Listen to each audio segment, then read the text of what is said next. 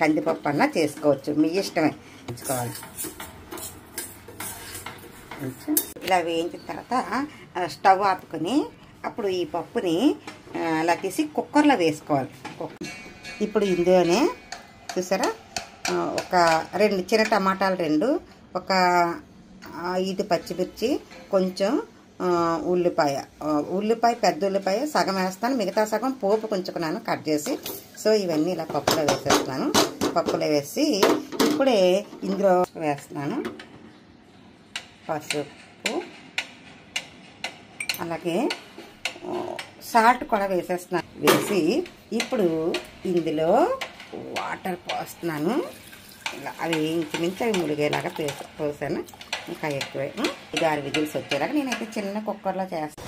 ఇప్పుడు ఒకసారి మనం స్టవ్ మూత తీసి చూద్దాము.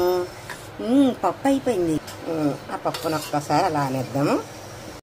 చూసారా ఇదంతా మెదిపేసాక ఇక పప్పు మెత్తగా అయిపోయింది. చూసారా ఇవన్నీ ఇగో ములంకాయలు కూడా 4 ములంకాయలు, ఇగో చెప్పాను కదా వంకాయలు, ఇవన్నీ కూడాను ఈ కుక్కర్లో నుండి మొత్తం అంతా కూడా ఇగో ఇందులోకి పంపేశాను. అంతా కూడా ఇది కొంచెం వెడల్పుగా ఉంది కదా, కుక్కర్ చిన్నది కదా, పప్పు ఉడకబెట్టడానికి సరిపోయింది. ఇక్కడ కూడా ఆ పప్పు చారులో కానీ పప్పు పులుసులో కానీ ఆ ముక్కలు అలా నంచుకుంటూ ఉంటే ఇప్పుడు ఇలా పెట్టి ఉప్పు చూసుకోండి.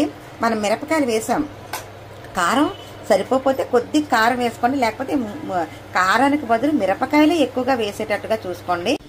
నేను ఇప్పుడు కొంచెం కరివేపాకు కూడా వేసాను. అదిగో ఇది మరిగేటప్పుడు మరుగుతూ ఉంటే ఆ స్మెల్ కూడా బాగుంటుంది. ఆ పప్పు అయిన తర్వాత ఇప్పుడే ఈ టైంలోనే మీకు చింతపండు కొద్దిగా ఈ మాత్రం చింతపండు నానబెట్టుకొని కొద్దిగా రసం తీసి ఇందులో వేసి ఇప్పుడు కళాయి ఇలా పెట్టుకొని ఇందులో నేను కొద్దిగా నెయ్యి వేసుకున్నాను.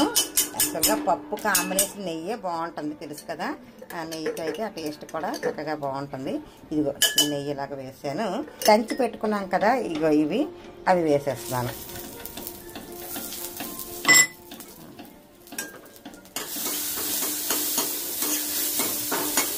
అది కొద్దిగా వేగిన తర్వాత ఉల్లిపాయలు వేసేస్తాను,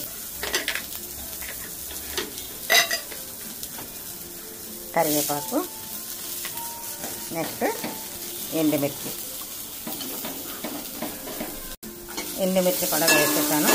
ఇవి వేగుతున్నాయి. ఇలా ఇవి వేగేటప్పుడే కొంచెం ఇంగువ, పప్పుకి ఇంగువ టేస్ట్ అనేది బాగుంటుంది కదా, ఆ స్మెల్ వస్తూ ఉంటే చక్కగా.